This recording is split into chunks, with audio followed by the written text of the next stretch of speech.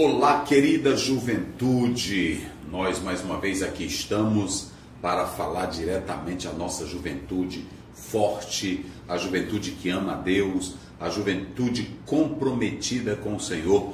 E lembrando a nossa juventude lá em Joel 2,28, que os jovens não ficaram de fora da promessa, da efusão e do derramamento do Espírito Santo. Deus conta com você, jovem, e nesta geração, nesse tempo que estamos vivendo, há uma necessidade premente, urgente, de jovens que tenham temor de Deus, que amem a palavra de verdade e que queiram viver o sobrenatural de Deus. Então, eu quero cumprimentá-los mais uma vez com a paz de Cristo, a toda a nossa juventude no Brasil e no mundo, a toda a nossa juventude que ama a palavra. Deus abençoe. Vamos lá, Daniel.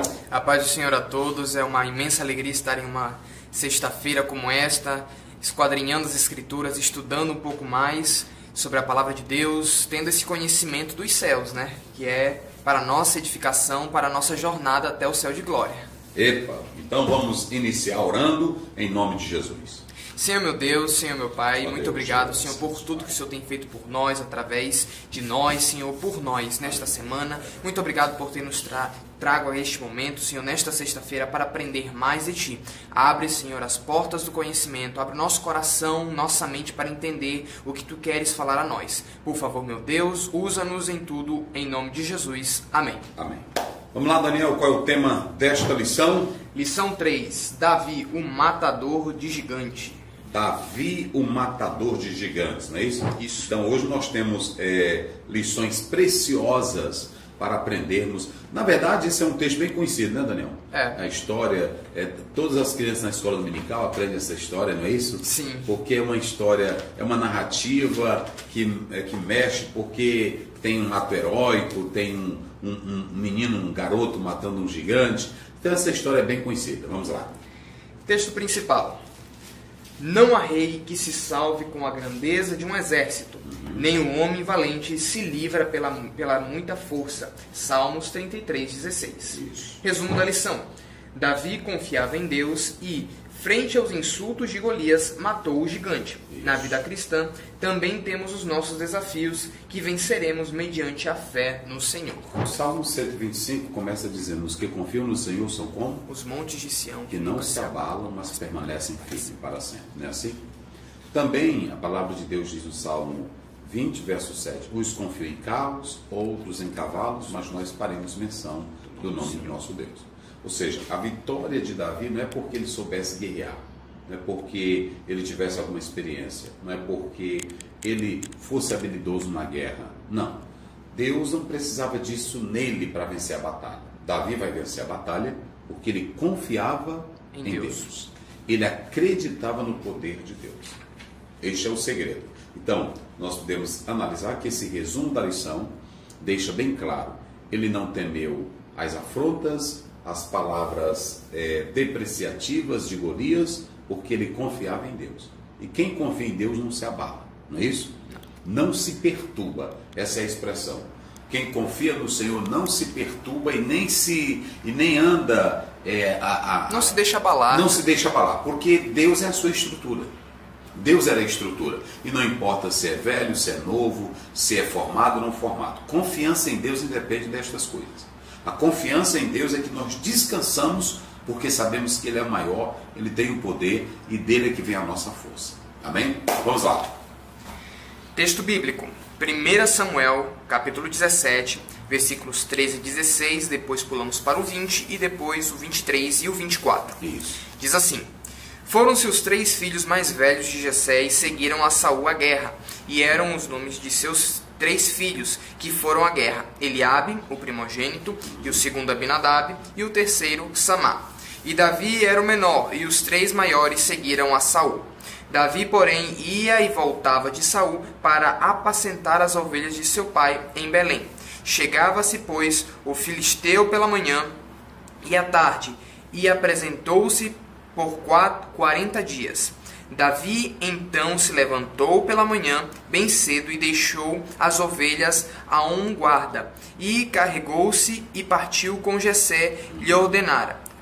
E chegou ao lugar dos carros quando já o arraial saía em ordem de batalha, e a gritos chamavam a peleja. O 23. E estando ele ainda falando com eles, eis que vinha subindo do exército dos filisteus um homem guerreiro, cujo nome era Golias, o filisteu de Gate, e falou conforme aquelas palavras, e Davi as ouviu. Porém, todos os homens de Israel, vendo aquele homem, fugiam diante dele e temiam grandemente. Pronto. Muito bem. Nós vamos fazer primeiramente a nossa análise do texto, ok? E nesta análise do texto nós vamos pontuar 4 coisas. O Daniel vai colocar aí na tela para vocês. Nós temos um capítulo que é longo. O capítulo 17 tem 58 versículos, não é isso? 58 versículos. Então, quem não gosta de ler a Bíblia, às vezes não se sente muito confortável em ler um texto tão grande, principalmente quando as letras são pequenas. Mas quem ama a palavra de Deus sempre medita nela em todos os aspectos, porque à luz de 2 Timóteo 3,16, toda a escritura divinamente inspirada é útil para ensinar, para redarguir, para corrigir, para instruir na justiça, ok? Então não há nada disso que nos impeça de ler esta passagem bíblica. No primeiro ponto, nós temos aí do verso 17, do capítulo 17, 1 a 16. A seguinte temática: o desafio do grande gigante, do 1 até o 16, ok? Então vamos por partes. A leitura que o Daniel fez está mostrando um gigante que ele entra e ele faz um desafio. Tinha os desafios de frente, de tropa, onde todos guerreavam um contra o outro. Mas agora ele está com uma nova metodologia, que na verdade isso há muito tempo já existia. Um maior, um mais forte, um mais poderoso, desafia uma nação e diz: se tiver um homem páreo, eu estou pronto para lutar. Quem ganhar vai se submeter ao outro. Então, você tem aqui o desafio de Golias do 1 a 16. Mas a pergunta é: por que Golias foi tão atrevido? Por que Golias foi tão insolente? Por que Golias foi tão intrometido contra o povo de Deus? Por que ele foi? Na verdade, meus irmãos, escutem o que eu vou dizer aqui nesta oportunidade. Ele foi insolente, ele foi atrevido, ele foi afoito, porque estava tendo certas erosões no meio do povo de Deus. Quem era o rei de Israel naquele tempo? Saul. Pronto, não era? E Saul já vinha com deficiência, Saul era inconsistente, Saul não tinha mais estabilidade, não obedecia a Deus, Saul não tinha o temor de Deus, tinha mandado matar sacerdotes, era um rei no poder, mas era um rei que estava cheio de inveja, era um rei que, na verdade, não obedecia a Deus como deveria, ok? E há uma coisa interessante que nós podemos analisar. Nós vemos aqui que o próprio Saul já vinha desobedecendo a Deus. E isso possibilitou, isso abriu brecha para que Deus mandasse Samuel ungir um novo rei. Como o povo estava vendo essas fragilidades, eles perceberam algo que vai ser crucial. Eles sabiam que Deus não estava mais com Saul. Então nós podemos ver aqui que quando Saul perde essa consciência especial da presença de Deus, o povo também foi notando. De modo que quando ele perde essa presença de Deus, o exército se sente sem força, se sente sem ânimo. Ora, se Israel era o povo de Deus, o exército era de Deus, por que eles estavam parados diante de um desafio de um homem só? Por que não teve alguém que se levantasse entre eles? Porque o líder já não tinha mais a presença de Deus. E eles foram notando fragilidades nesta liderança. Olha o verso 26 do texto bíblico aí. Olha o que diz, 17, 26. 17, 26 diz assim: Davi perguntou aos soldados que estavam ao seu lado: o que receberá o homem que matar esse filisteu e salvar a honra de Israel? Quem é esse filisteu incircunciso para desafiar os exércitos do Deus vivo? Veja que não se levantou ninguém para honrar o nome de Deus. Por 40 dias. Por 40 dias que ele vinha afrontando, não apareceu um homem, um soldado que dissesse: não, nem que eu morra, mas eu vou honrar o nome de Deus. Olha, um líder sem a presença de Deus Soldados sem presenciar no líder a presença de Deus e não tendo também a presença de Deus, vai se incomodar diante dos ataques do inimigo. Isso aqui é muito sério. Aqui é pesado.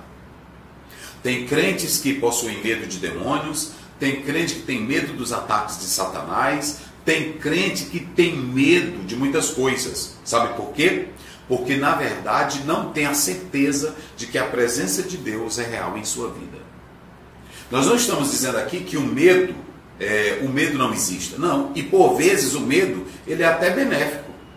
Mas nós estamos falando daquele medo que não te faz lutar. É daquele medo no sentido totalmente negativo, de que faz com que você não tenha coragem de enfrentar um possesso, um endemoniado, que você não tem coragem de se levantar e repreender, que você não tem coragem de enfrentar, porque você sabe que Deus não está com você. Quando você sabe que Deus está com você, que a presença dele é real na sua vida, você está disposto a lutar, você está disposto a se levantar, você está disposto a fazer a vontade de Deus. Percebemos aqui que nem o rei Saul, não é isso? E nem o seu exército tinha um homem para lutar contra Golias. E essa deficiência, essa fragilidade toda negativa aqui, é porque na verdade eles tinham certeza, estavam naquela confusão, Deus não estava mais com Saul, e isso foi muito sério, ok? E a gente percebe que no exército de Israel existiam grandes guerreiros. O próprio Jonatas, no tempo antigo, antes da queda de Saul, ele foi usado por Deus para livrar o exército de Israel do exército filisteu, com apenas um escudeiro. Ele e um escudeiro enfrentaram um exército. Essa tua colocação é importante, porque às vezes nós temos guerreiros, nós temos pessoas habilidosas, nós temos talentos, mas na obra de Deus é diferente. Na obra de Deus, se você não tiver a certeza de que Ele está com você, que a presença dele é real, você não vai ter essa coragem, você não vai ter ânimo, você não vai estar disposto para lutar. Que até naquele momento o Jonatas disse, se o Senhor é conosco, nós vamos lá, Ele vai dar o sinal e tal, e foi o que fez.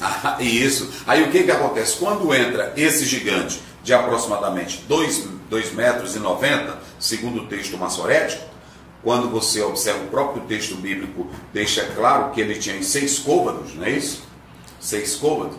Então você percebe que ele não somente tinha isso, a estrutura de Golias, o aparato dele, toda aquela instrumentalidade, esse homem com quase 3 metros e 20 centímetros, coberto com uma estrutura quase impenetrável, com uma lança cuja ponta pesava 8 quilos.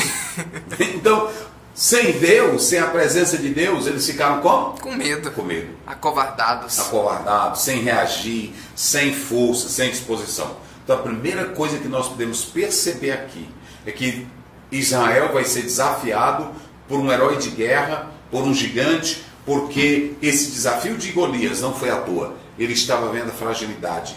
E 40 dias só para mostrar o fracasso do povo de Deus, não tinha um homem que quisesse honrar o nome de Deus, nem o próprio rei. O rei Saul tinha tamanho, o rei Saul era grande, mas como Deus se ausentara da vida dele, por causa do seu pecado, ele se sentiu totalmente sem força, sem ânimo e sem coragem para batalhar. Essa é a primeira parte que nós queremos tratar com os nossos irmãos. A segunda parte, aí nós temos um homem de visão espiritual. Agora nós vamos ver a diferença entre um homem que tem a presença de Deus contra aquele que a ausência de Deus é grande na sua vida. Nós percebemos aqui claramente que o pai de Davi, Jessé, mandou que ele fosse ver como estavam os seus irmãos, a saúde deles. Os 3 mais velhos estavam no campo de batalha e Davi vai levar comida. É muito interessante porque, irmãos, a Bíblia tem cada detalhe. Vê bem aí, Daniel, 17 e 18. A Bíblia dá cada detalhe que a gente, quando lê, pensa que não tem conexão, mas tem. Vamos lá. Diz assim: nessa ocasião, Jessé disse ao seu filho Davi: pegue uma arroba de grãos tostados e 10 pães e leve-os depressa a seus irmãos no acampamento. Isso. Leve também estes 10 queijos ao comandante da unidade deles. Veja como estão seus irmãos, traga-me alguma garantia de que estão bem. Olha, aqui você vê uma família espiritual. Você vê o pai, o Jessé. Primeiro, ele quer saber como estão os filhos. Ele manda o filho mais novo e saber o estado de saúde dos seus irmãos. Veja como é que Deus usa a família. Deus não usa a família bagunçada, gente. Deus não usa a família desestruturada. Deus não usa. Olha, a Bíblia diz que o pai mandou, não foi? Foi. O pai mandou saber o estado dos seus irmãos. Davi foi.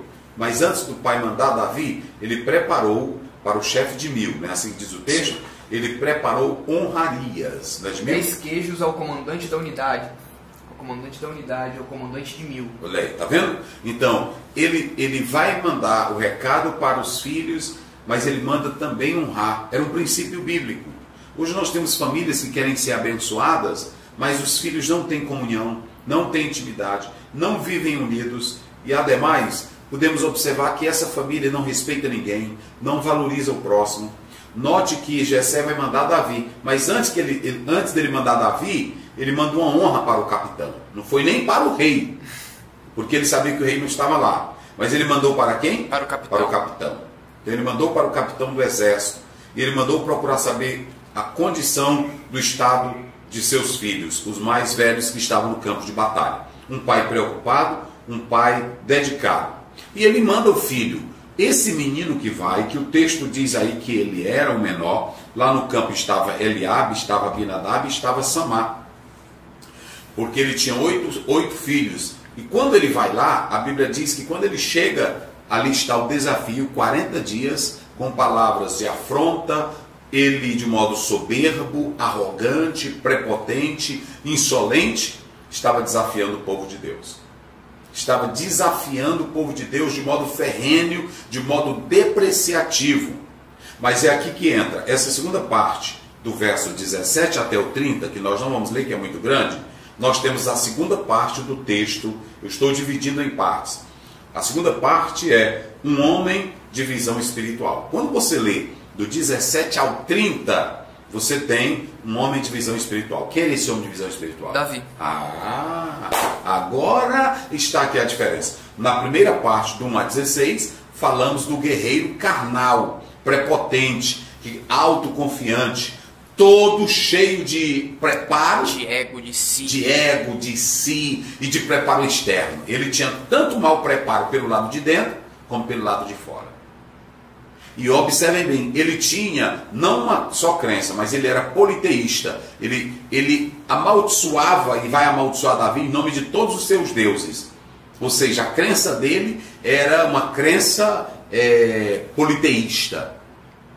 Por isso que ele vai desfazer do Deus de Israel. Ele não acreditava no Deus de Israel. Então, quando o pai manda Davi, Davi vai normalmente. Mas aquele homem, aquele menino, o texto aí diz que ele era o menor. Está bem aí no verso 14. E Davi era o menor e os 3 maiores seguiram a Saul. Pronto. Os 3 maiores foram para a guerra e Davi era o menor. Por isso que ele não podia ainda para a guerra. Nós já explicamos isso aqui, não já? Sobre essa questão de menor. Então, quando Davi vai, o pai envia. É muito interessante aqui que nós vemos a diferença entre a família de Jacó e a família de Jessé. Veja que todas as famílias têm conflitos entre os filhos, mas a família de Jacó era mais complicada, não era? Era mais problemática, porque partia do pai.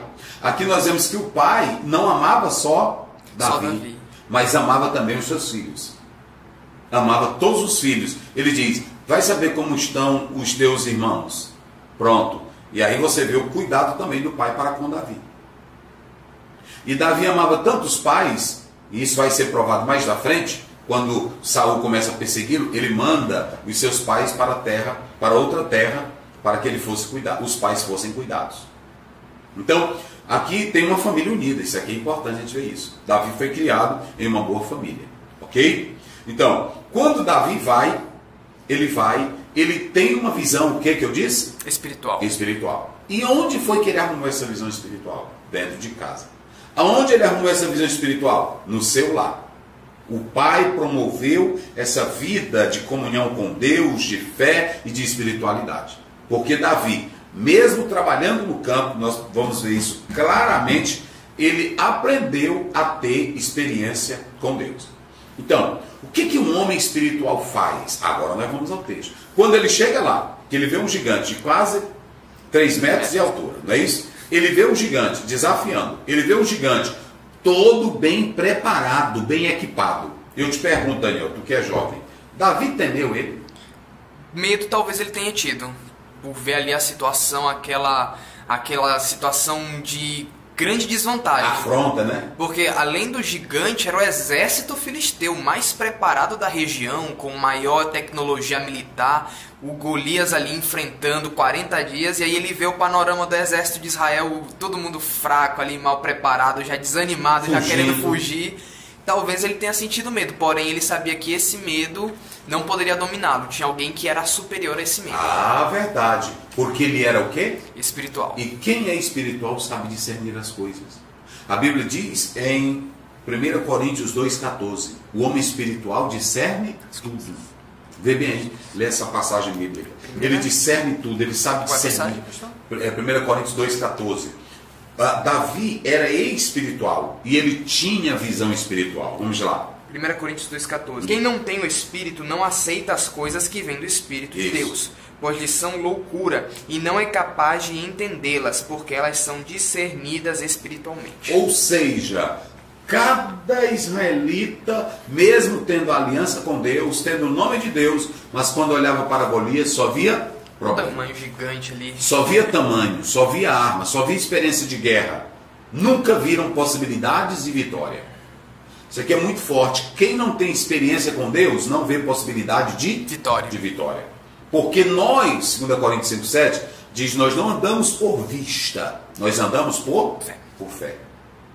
Então, quando Davi vai partir para esse gigante, quando ele chega no arraial, ele vê o tamanho do gigante, ele pode ter temido mesmo, como disse Daniel, ele vê o tamanho do gigante, ele vê o desafio do gigante, ele vê a proposta do rei, não é isso? Quem matasse se casaria com a filha do rei, seria livre dos impostos, não é isso? Só proposta boa. Mas foi isso que motivou Davi à guerra? Não. Foi isso que motivou ele a lutar contra o filisteu? Não. É aqui que nós podemos analisar. Davi, quando olhou para Golias, ele não viu pelo ângulo físico. Ele não viu pelo ângulo natural. Ele viu o ângulo espiritual. Veja aí o verso 26, 36 e 37. 26. Davi perguntou aos soldados que estavam ao seu lado: quem receberá o homem que matar esse filisteu e salvar a honra de Israel? Isso. Quem é esse filisteu incircunciso para desafiar os exércitos do Deus vivo? O 36. Diz assim: teu servo pode matar um leão e um urso. Esse filisteu incircunciso será como um deles, pois desafiou os exércitos do Deus vivo. O Senhor que me livrou das garras do leão e das garras do urso me livrará das mãos desse filisteu. Diante disso, Saul disse a Davi: vá, e que o Senhor esteja com você. Aí é o 37. Pronto. 36, então, 37. nesses 3 versículos que ele leu, ele viu o desafio de Golias, ele viu a proposta de Saul, mas nada disso interessou ele. O que interessou a Davi, primeiro, a sua confiança em Deus. Segundo, ele queria honrar o nome de Deus. Ele queria honrar o Deus da aliança.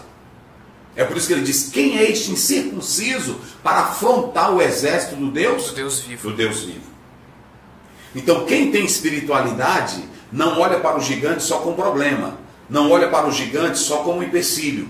Quem tem fé. Irmãos, é muito interessante aqui, que eu quero dizer uma coisa para vocês aqui. Davi estava disposto a arriscar tudo pela fé. Porque quem é espiritual não teme a nada. Quem é espiritual, não, eu vou perder minha vida se eu for lutar. Ele pensou isso? Não. Eu vou morrer se eu for lutar. Ele pensou isso? Também não. Ele disse: eu vou arriscar tudo pelo nome do meu Deus. Para honrar a minha pátria, para honrar Deus que fez as alianças a Israel. Pronto, é assim. Quem é espiritual não está procurando só honrar a si próprio, honrar a instituição, buscar fama para si. Quem é espiritual quer honrar a Deus. E Davi vai ser esse homem. Então, por que ele era espiritual? E ele viu tudo diferente? Ele confiava nele para ter vitória? Não. Ele sabia que a vitória quem dava? Quem era? Era Deus. Os 2 episódios, na experiência que Davi contou, que teve com o urso e o leão, o que foi que ele disse? Diz que quando o leão e o urso vinham atacar o rebanho, Deus dava força para ele derrotar o leão e o urso. Então ele entendia que até as coisinhas simples do dia a dia que ele vencia, quem era que dava a vitória? Deus. Irmão, isso aqui é um homem espiritual, gente. Quem é espiritual, tudo que acontece na vida dele, ele atribui a quem? A Deus. Esse é o segredo de Davi. E observe que quando Davi chega no campo, isso é interessante, o irmão dele começa a acusar. É isso? Vê bem aí, olha. Vamos lá. Aqui é a partir 28. do... É o 28, lê. Quando Eliabe, o irmão mais velho, ouviu Davi falando com os soldados, ficou muito irritado com ele e perguntou: Por que você veio até aqui? Com quem você deixou aquelas poucas ovelhas no deserto? Sei que você é presunçoso e que seu coração é mau. Você veio só para ver a batalha. Aqui o Eliabe acusa Davi de duas coisas: de ambição, não é isso? E também de curiosidade indigna. Ele acusa Davi. Só que aqui você vai ver, gente, isso aqui é importante demais. Acho linda a Bíblia. A cada dia a gente vai aprendendo, não é isso? As coisas de Deus, né? A gente sabe que as misericórdias do Senhor se renovam a cada manhã. A Bíblia não se renova porque ela é a palavra imutável, não é isso? Mas a mensagem dela para nós se renova todos os dias. Ok? Em nós, para nós. Então, quando você olha o Eliabe, ele zangado, não é que ele tivesse inveja, não. Ele não tinha nada de inveja. Ele estava também manifestando um cuidado para com o irmão dele. Ora, se todo mundo que era guerreiro estava com medo, aí chega o menor e vê isso. Por que ele diz assim: eu já estou vendo a tua... Irmão, lê isso bem aí. Porque você veio até aqui com quem deixou aquelas poucas ovelhas no deserto. Isso. Sei que você... Ou seja, tu tem teu trabalho, tu não é guerreiro. Não é isso? Você é pastor. Você é pastor, vai para casa. Tu não está ainda habilitado, não tem idade para entrar no exército. Aí ele diz assim: sei que você é presunçoso. Aí, agora preste bem atenção. Ele sabia que Davi, hoje o pessoal diz assim, é o menino errado, né? Assim, como é outra coisa? A ovelha negra. Não, é o... que eles dizem, da pessoa toda para frente, toda... que não tem uma palavra. Tem muita energia, né? Hiperativo. Então ele diz assim: eu já sei que tu é descontroladinho. Tu é afobado. Tu gosta de uma confusão. Porque ele estudinho via dentro de casa o menino Davi, mesmo menino, mas já sendo disposto, já sendo forte, já sendo... Não é assim? Sim. Aí o que acontece? É aqui que eu quero dizer para vocês. Davi era o menor, mas mesmo diante do tamanho do gigante e das palavras de Eliabe, Davi tinha controle de si. Davi, isso aqui é lindo, gente. Davi, ele tinha controle e ele sabia como se comportar. Mas uma coisa, ele não aceitava ninguém falar mal do seu Deus e nem atacar o povo de Deus. É assim que age um homem espiritual. Ou seja, quando Eliabe fala tudo isso aqui, Davi tinha o controle de si. As palavras de Eliabe, eles... Senhor, eu queria até lutar, mas meu irmão não deixa, aí tu sabe, eu não posso, eu sou de menor. Ele poderia usar essa evasiva, mas ele não usou. Então, você vê aqui, Davi, um homem espiritual, um homem que confiava em Deus, um homem que estava pronto a arriscar tudo pela fé, em nome do Senhor, e um homem que tinha controle de si. Quem não tem controle de si, não pode ir para a batalha.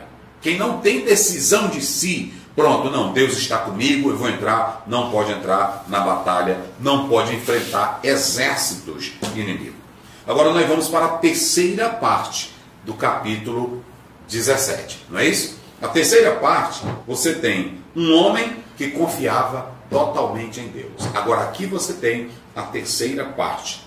Olha, se nós analisarmos, a alma de Davi, ela era, eu posso dizer que ele tinha dentro dela uma fé heróica. Davi, o que vibrava ele, o que impulsionava ele para tudo era fé. Ele estava no campo, matou o urso e o leão pela fé. E quando Davi chega a notícia para Saul que ele vai lutar, Saul diz: olha, Davi, larga isso, ele é um campeão.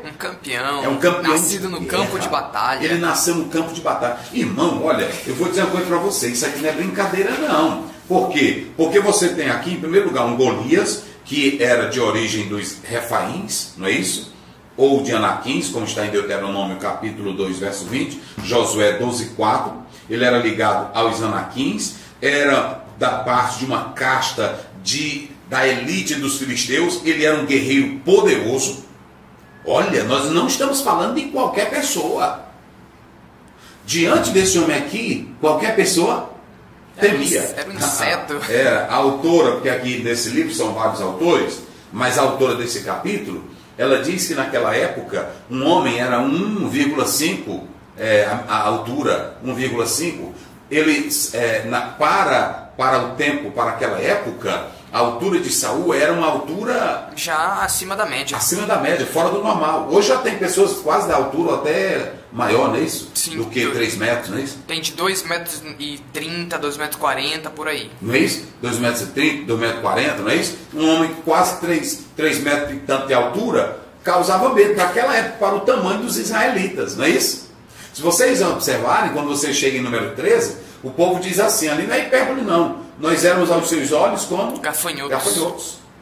Então, os homens de Israel tinham uma estatura menor. E aí, diante daquele tamanho, todos temiam. Mas dentro do coração, veio 33. 33. Respondeu Saul: você não tem condição de lutar contra esse filisteu. Você é apenas um rapaz e ele é um guerreiro desde a mocidade. 34. Davi, entretanto, disse a Saul: teu servo toma conta das ovelhas de seu pai. Quando aparece um leão e um urso e o leva... vai lá para o 38 e 39. 38 e 39. Saul vestiu Davi com a sua própria túnica, colocou-lhe uma armadura e lhe pôs um capacete de bronze na cabeça. Davi prendeu sua espada sobre a túnica e tentou andar, pois não estava acostumado com aquilo. E disse a Saul: não consigo andar com isso, pois não estou acostumado. E então tirou tudo aquilo. Então, Davi era um homem que confiava em Deus. Primeiro, Eliabe tenta afastá-lo, não é isso? Porque sabia da coragem dele, da determinação. Mas o Saul viu que só a determinação e só a garra dele, a disposição não ia valer a pena. Isso baixa uma ótica humana, né? Porque ele não conhecia a fé de Davi. Não, ele não conhecia. E o que acontece? Como ele não tinha mais a presença de Deus, Saul não via nenhuma outra possibilidade. Não é isso? Ele disse: Davi, eu quero te dissuadir disso, eu quero te tirar disso, meu filho. É boa a tua intenção. Mas se você analisar, olha, você não tem capacidade. Se você analisar, Golias é campeão de guerra, é herói de guerra. Ele é da elite dos filisteus, da casta dos maiores soldados. Meu filho, tu não tem experiência de guerra. Aí Saul ainda faz a última tentativa. Não, então faz o seguinte: eu vou te dar minha espada, eu vou te dar minha túnica, minha armadura. E ele bota nem andar e nem se mexer o Davi. Aí eu acredito que ali foi eita, o Saul pensou: nós estamos fritos. É assim. Ele não sabia lidar com nada disso. Só que na batalha que Deus usa, as armas não são as nossas. Não é isso que diz 10:4 de 2 Coríntios? As nossas armas não são carnais, não é isso? Mas poderosas em Deus. Então, o Davi não estava confiando na experiência dele, nem na do Golias. Ele não estava temendo a armadura, a couraça. Ele confiava em Deus. E quem confia em Deus, irmão, não teme a nada. Quem confia em Deus parte para a guerra com toda confiança. Era assim. E se nós analisarmos isso, nós podemos observar que Davi estava pronto para a guerra. Saul, se vocês observarem bem, ele colocou tudo para desfazer desse rapaz ou para desisti-lo da guerra. Mas Davi estava pronto.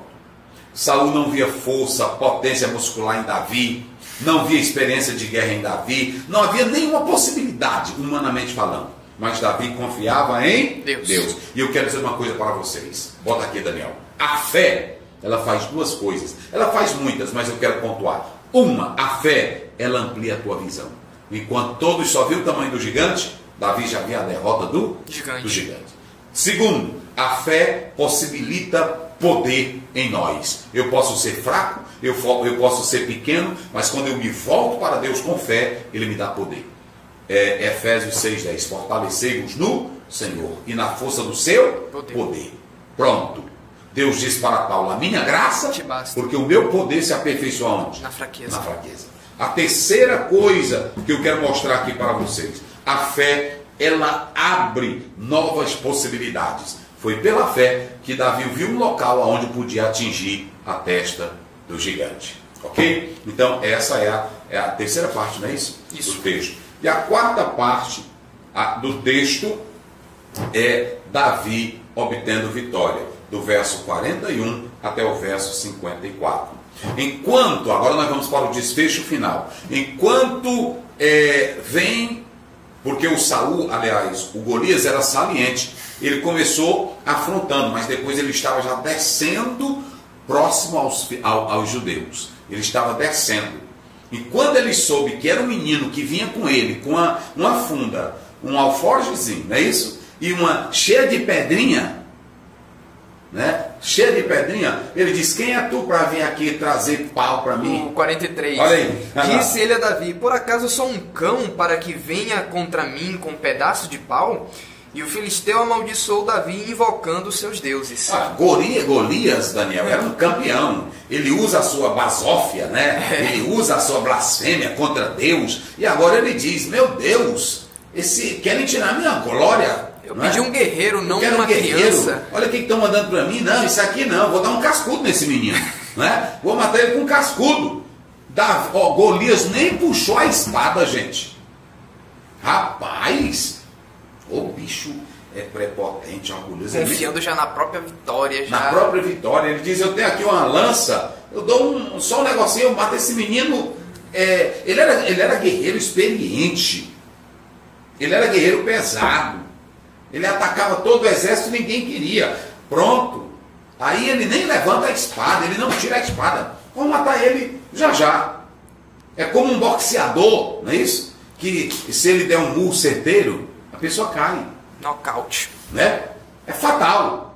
Fatal. Mas aqui do 41 a 54, aí você vai ter agora, sabe o quê? Um Davi que na verdade vai ter vitória. E ele vai ter vitória, sabe por quê? Porque ele confia em Deus. Ele disse: Golias, porque o Golias se levanta e corre. E vocês pensam que Davi corre? Enquanto o Golias vem, Davi se levanta e corre também para encontrá-lo. E ele disse: fica tu sabendo, hoje toda a nação de Israel e também a tua nação, porque você afrontou o Deus dos céus e o exército dele, hoje eu vou dar teu corpo. 46. Diz? Hoje mesmo o Senhor o entregará nas minhas mãos. O Senhor, não Davi. O Senhor entregará nas minhas mãos. Vai. E eu o matarei e cortarei a sua cabeça. Hoje mesmo darei os cadáveres do exército filisteu às aves do céu e aos animais selvagens. E toda a terra saberá que há Deus em Israel. Pronto. Aqui, enquanto Golias era gigante pela prepotência, pela sua basófia, pela sua arrogância, pela sua experiência, Davi é gigante pela fé, confiando no Senhor, confiando em Deus. Ele era pequeno, ele era fraco, ele era o menor, ele não tinha experiência de guerra, mas ele tinha o Deus da experiência, o Deus da guerra, o Deus que vai na frente, o Deus do exército, o Deus que criou os céus, e ele parte e vai ter vitória. Deus levanta gigantes na fé, não é gigantes na própria capacidade humana. Lutero era doente, Lutero tinha depressão, Lutero sofria, mas se tornou o gigante da reforma. Não é isso? Porque Deus levanta. Garrison, ele se levanta contra a escravidão.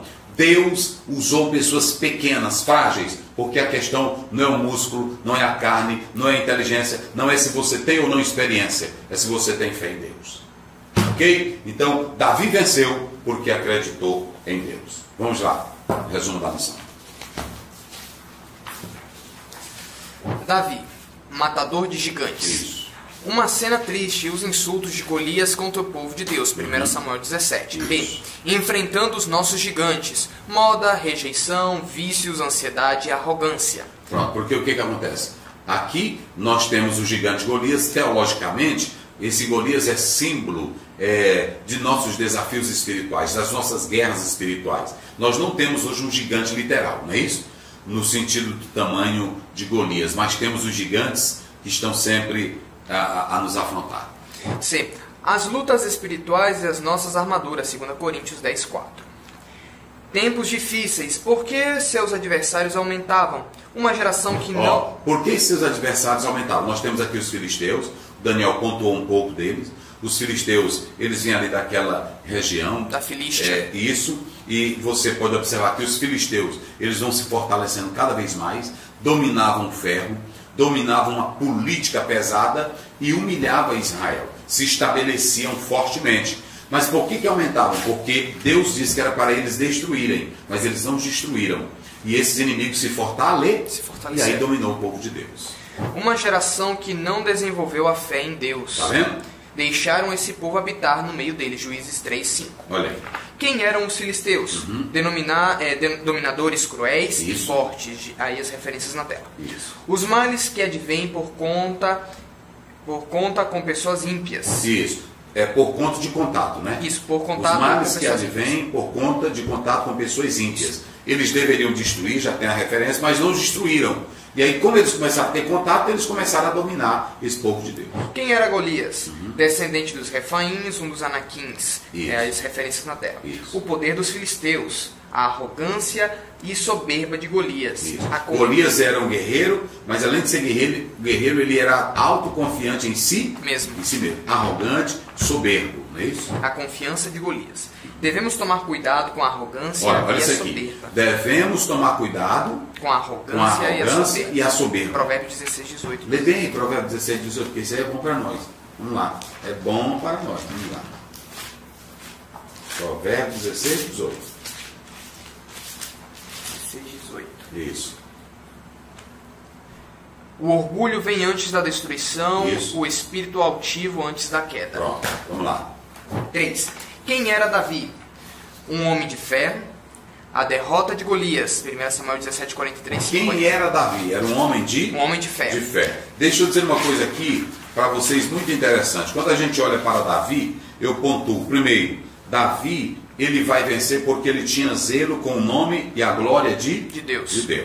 Está no 26. Segundo, Davi vai vencer porque ele acreditava na fidelidade de Deus. E ele tinha fé em Deus. Terceiro, Davi não confiava em apetrechos, em armadura, nem em coisas humanas. Ele confiava no nome do Senhor. Pronto. E Davi, ele via essa batalha como do Senhor e não dos homens. Por isso que ele vai vencer. Vamos lá. Letra B. A derrota de Golias. 1 Samuel 17, do 43 ao 50. Isso. Letra C. Golias insultava a Deus e ao seu povo, menosprezava a Deus e confiava na sua própria força. D. É inútil tentar lutar com as nossas armas. Isso. Porque você vê que o Saul, ele deu as armas dele para quem? Para Davi. Para Davi. Eu quero até te dizer, hoje, Daniel, nós temos na internet, bota para cá, hoje nós temos na internet pessoas de todo tipo, e às vezes tem irmão que diz, fulano fala bem, fulano prega bem, se eu tivesse esse dom. Lute com as armas que Deus te deu. Não é isso? As coisas só funcionam com aquilo que eu tenho experiência própria. Davi foi lutar com aquilo que ele sabia. Ele só sabia mexer com o quê? Uma funda. Ele sabia. Agora a questão não é a funda, não é ter habilidade com ela e confiar no Senhor. Então vou te dar um conselho aqui. Não fique impressionado com quem tem retórica, com quem fala bem, com quem é mais inteligente, porque hoje nós estamos vendo uma concorrência sem precedente. Essas foram as armas que Deus deu a eles, Pronto. não a nós. Não a nós. Veja que Saul tinha as armas dele? Tinha. O Golias tinha as armas dele? Também. Serviram para Davi? Não. Não. Então, lute com as suas armas. Se você sabe... isso aqui, inclusive quando a gente fala sobre a aprendizagem, tem pessoas que aprendem de um jeito, né? Desse jeito. Sim. Tem gente que vai na internet hoje, olha, você quer aprender rápido, eu aprendi assim. Às vezes o método dele não vai funcionar com você. Cada um aprende de uma forma e de um tempo até diferente. Pronto, então use o que Deus te deu. Você tem habilidade com aquilo ali, tem facilidade com o seu método, fique com o seu. Ok? Eu não estou dizendo que você não pode ouvir uma pessoa, não é isso? Aprender de uma pessoa, mas você pode acumular conhecimentos e melhorar as suas habilidades com o seu método, ouvindo outras pessoas. Mas não fique tentando usar o que é do outro, porque o que é de Saul não funciona. Com Davi. Pronto, vamos lá. Davi lutou com aquilo que tinha experiência. Isso. F.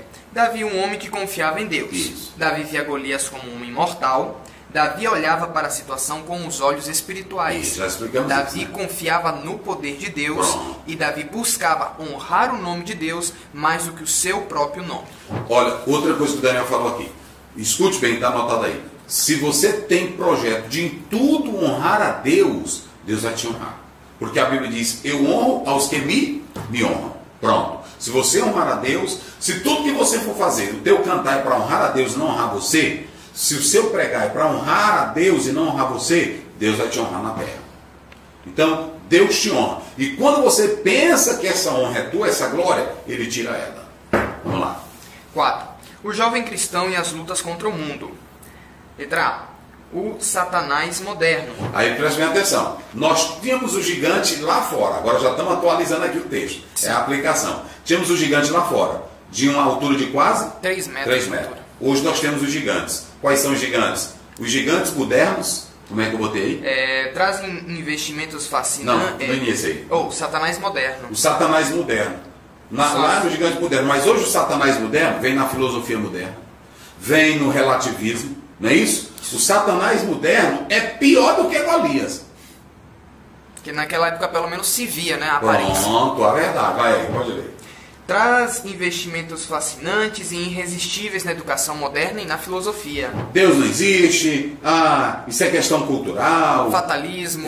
Fatalismo. Aí pronto, aí ele começa. Vai, olha o tanto de coisa. Relativismo moderno e religioso. Isso. O mundo sem os princípios bíblicos. Tráfico de drogas, brigas, assassinatos, falta de amor, racismo. Como não quer o princípio bíblico, o mundo vive do jeito que ele quer. Vai lá. Frases comuns. Tem nada a ver, Tem isso nada é muito a ver. relativo. É normal, é relativo. Não existem valores absolutos. Isso é besteira. Não existe valor absoluto. Se tu acha que tu pode dar um trapozinho na maconha, né? Depende do ponto de vista de cada um. Pronto. Outra, ninguém tem nada a ver com a minha vida, não é isso? O que é bom para um, não é bom pro outro. pronto. O que é verdade para um, não é verdade pro outro. então não existe essa. O sexo, não existe esse negócio. Não, isso aí é muito relativo. Esse é o discurso. E é o Satanás da modernidade. Uma sociedade sem Deus, materialidade e hedonista. Né? O que é uma sociedade sem Deus? Aí acho que é materialismo, né? Isso. Materialismo e o que mais? Hedonista. Só pensa no quê? Em si próprios. Em si próprio, só pensa no prazer, só pensa, não é isso? Vamos lá. Como o jovem cristão deve se posicionar? Agora, como é que o jovem cristão deve se posicionar diante desse Satanás moderno? Opor-se ao relativismo. Tem que se opor. Fortalecer-se em Deus pela palavra. Tem que se fortalecer em Deus pela palavra. Apreciar o que é correto e justo e buscar o que edifica. Pronto.